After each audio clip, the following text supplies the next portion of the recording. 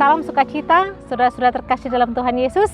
Senang sekali berjumpa kembali dalam program New Life on Air dan masih di Amsal 3 ayat 16 di mana firman Tuhan mengatakan, umur panjang di tangan kanannya, di tangan kirinya kekayaan dan kehormatan.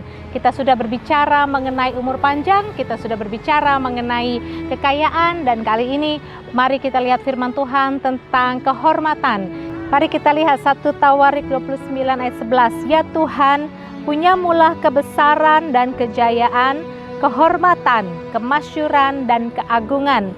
Ya, segala-galanya yang ada di langit dan di bumi. Ya Tuhan, punyamulah kerajaan, dan Engkau yang tertinggi itu melebihi segala-galanya sebagai kepala. Firman Tuhan mengatakan, dan saya percaya kita semua juga yakin bahwa sebenarnya kehormatan bukan milik manusia. Kehormatan adalah milik Allah.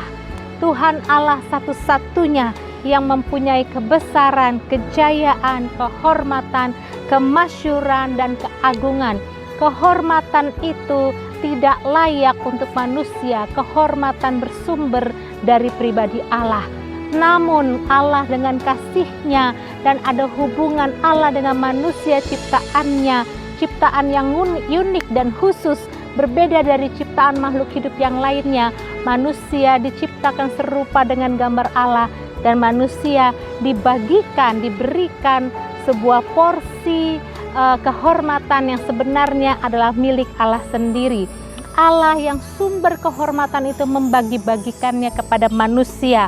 Jadi kehormatan diberikan oleh Allah kepada kita manusia. Namun Allah punya kriteria-kriteria untuk memberikan kehormatan itu, keagungan itu, kemuliaan itu kepada manusia. Kita lihat yang pertama, Tuhan Allah memberikan kehormatan kepada mereka yang takut akan Tuhan. Amsal 15 ayat 33. Takut akan Tuhan adalah didikan yang mendatangkan hikmat, dan kerendahan hati mendahului kehormatan. Allah memberikan kehormatan itu kepada kita, orang-orang yang hidupnya takut akan Tuhan. Dan Allah juga memberikan kehormatan itu kepada yang rendah hati. Allah memberikan kehormatan kepada yang hidup mengejar kebenaran dan kasih. Kita lihat di Amsal 21 ayat 21.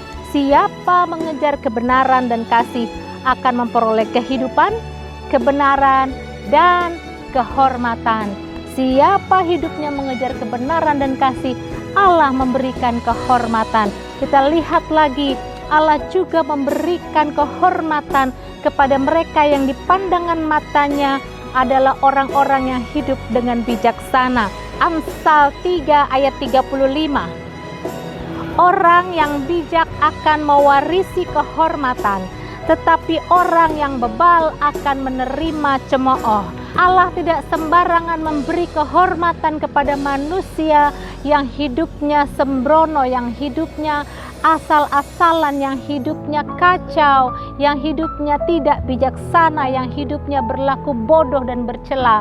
Allah memberikan kehormatan kepada mereka yang hidup bijaksana. Kita lihat Amsal 18 ayat 12. Tinggi hati mendahului kehancuran. Sekali lagi, tinggi hati mendahului kehancuran, tetapi kerendahan hati mendahului kehormatan. Artinya Allah mau memberikan kehormatan, Allah mau memberikan seseorang dengan hidup dengan baik, dengan nama baik, orang dengan status yang dihormati kalau ia hidup dengan rendah hati. Tetapi orang yang hidupnya tinggi hati jangan pernah bermimpi dan jangan kaget ketika kehancuran itu datang. Kehormatan sejati adalah pemberian. Lukas 14 ayat 7-11. Karena Yesus melihat bahwa tamu-tamu berusaha menduduki tempat-tempat kehormatan, Ia mengatakan perumpamaan ini kepada mereka. Kalau seorang mengundang engkau ke pesta perkawinan, janganlah duduk di tempat kehormatan, sebab mungkin orang itu telah mengundang seseorang yang lebih terhormat daripadamu. Supaya orang itu yang mengundang engkau dan dia jangan datang dan berkata kepadamu, berilah tempat ini kepada orang itu. Lalu engkau dengan malu harus pergi duduk di tempat yang paling rendah.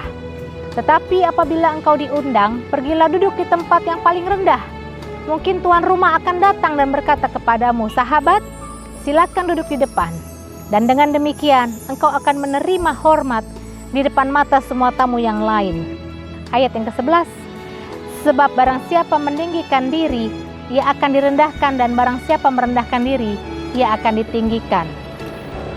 Luar biasa apa yang dikatakan Tuhan Yesus dalam pelajaran ini. Jangan sekali-sekali kalau kita datang kepada satu tempat, kita mencari tempat di ruangan yang terhormat. Barangkali yang punya acara, punya undangan lain yang sudah dipersiapkan untuk duduk di situ. Jangan sampai kita disuruh pergi karena itu tempat untuk orang lain. Diajarkan di sini, lebih baik kita cari tempat yang lebih rendah. Nanti si pemilik acara akan mengundang, akan mengajak kita duduk di tempat terhormat. Pelajaran ini luar biasa. Ditutup dengan ayat 11, sebab barang siapa meninggikan diri, dia akan direndahkan. Dan barang siapa merendahkan diri, dia akan ditinggikan. Kehormatan yang sejati bukanlah sesuatu yang dicari. Kehormatan yang sejati bukanlah yang kita ciptakan atau kita rekayasa atau orang lain, mungkin keluarga yang membuatnya agar nilai diri kita, pandangan orang lain terhadap kita agak naik, agak tinggi. Kehormatan yang sejati, saudara-saudara, itu pasti mengikuti setiap langkah hidup orang yang percaya, setiap orang yang hidup rendah hati. Tidak perlu khawatir akan nilai diri atau kehormatan. Suatu anugerah dari Tuhan pasti menyertai, yaitu berupa kepercayaan dan penghormatan itu sendiri. Saya percaya kalau engkau hari ini adalah mungkin seorang istri pejabat yang menduduki posisi-posisi strategis di dalam negara ini, itu satu pemberian, itu satu kehormatan untuk saudara berada di posisi saat ini. Kalau saudara hari ini melayani Tuhan, saudara mempunyai tanggung jawab dalam pemberitaan Injil, itu pun satu kehormatan. Sebelum saudara memperolehnya, Allah telah melihat rangkaian jalannya kehidupan kita. Kehormatan dan kepercayaan itu akan datang dengan sendirinya kepada orang-orang yang hatinya siap untuk diberikan, dibagikan bagian dari kehormatan yang Allah miliki itu kepada manusia. Kalau hari ini saudara menduduki satu jabatan di perusahaan, kalau hari ini saudara mengikuti satu studi atau sedang dalam tahap belajar, itu juga satu kehormatan yang Allah berikan. Karena setiap berkat Tuhan, umur panjang, kekayaan, kehormatan selalu merupakan berkat, upah, bagaimana pandangan Allah, penilaian Allah kepada kita. Kehormatan sejati adalah pemberian. Jika engkau mengejar ilmu, maka engkau akan dapatkan ilmu. Kalau hidupmu mengejar uang, maka engkau akan dapatkan uang. Kalau engkau mengejar karir, engkau bisa saja mendapatkan karir yang bagus. Dan kalau engkau mengejar posisi, kedudukan, engkau akan dapat kedudukan yang baik. Kalau engkau mengejar kesenangan pribadi, mungkin engkau bisa dapatkan kesenangan yang luar biasa. Namun, jika engkau ingin dihormati oleh sesama, dihormati di pandangan Allah, ingin penghormatan, engkau tidak dapat mengejar kehormatan. Sebab kehormatan tidak dapat dikejar. Kehormatan itu melainkan dengan tiba-tiba. Kehormatan datang untuk kita. Kehormatan itu datang untuk seseorang sebagai upah dari Tuhan. Upah dari apa? Hidup benar, hidup bijaksana, hidup rendah hati, hidup takut akan Tuhan, jujur dan berintegritas. Maka kehormatan dan kepercayaan itu akan datang kepada kita sebagai berkat anugerah dari Tuhan. Yang terakhir, kehormatan sejati bergantung sepenuhnya pada diri sendiri. Kehormatan seringkali kita kaitkan dengan pujian, dengan penghargaan, dengan kepercayaan. Semuanya itu tidak dapat hilang begitu saja dari kita oleh karena orang lain. Maksudnya, jangan pernah dalam hidup ini kita menyalahkan orang lain ketika mungkin nama baik kita rusak. Mungkin kehormatan kita merasa diambil kita merasa direndahkan, dan kita suka mungkin kita suatu hari akan berkata, nama baik saya dihancurkan, kehormatan saya hilang. Dan saudara-saudara, kalau kita balik kepada firman Tuhan, kalau kita direndahkan, kita diremehkan, kita dihujat, kita dihina, jangan salahkan orang lain.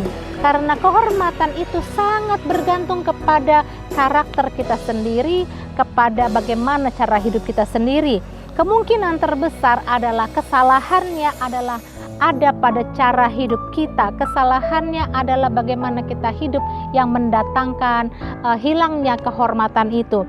Nama baik kita bisa rusak bukan karena orang lain, tetapi karena diri kita sendiri. Sebab kehormatan orang beriman tidak pernah kita kejar, tetapi diperoleh dengan anugerah sebagai upah, dan dari upah perilaku diri sendiri. Oleh karena itu, mungkin orang bisa saja dengan sengaja merusak nama baik saudara. Mungkin orang bisa saja menghujat kita, memfitnah kita. Tetapi jika kita benar, jangan kita menjadi marah, karena firman Allah berjanji, Mazmur 37 ayat 5 sampai dengan 6, serahkanlah hidupmu kepada Tuhan dan percayalah kepadanya, dan Ia akan bertindak. Ia akan memunculkan kebenaranmu seperti terang dan hakmu seperti siang.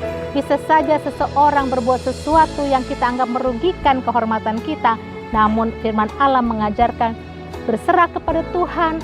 Pada waktunya Allah akan munculkan kebenaranmu seperti terang dan hakmu seperti siang. Mazmur 37 ayat 8 sampai 9. Berhentilah marah dan tinggalkanlah panas hati itu. Jangan marah, itu hanya membawa kepada kejahatan. Sebab orang-orang yang berbuat jahat akan dilenyapkan, tetapi orang-orang yang menanti-nantikan Tuhan akan mewarisi negeri. Ketika nama baik kita, ketika kehormatan kita serasa dihancurkan oleh orang lain, firman Allah mengatakan jangan marah selama engkau benar, selama engkau hidup benar di mata Tuhan. Pada waktunya kebenaranmu akan muncul seperti terang, maka Allah akan menyatakan dirinya. Tinggalkan marahmu, tinggalkan panas hatimu, sebab itu hanya akan membawa kepada kejahatan. Firman Allah berjanji orang-orang yang jahat akan dilenyapkan.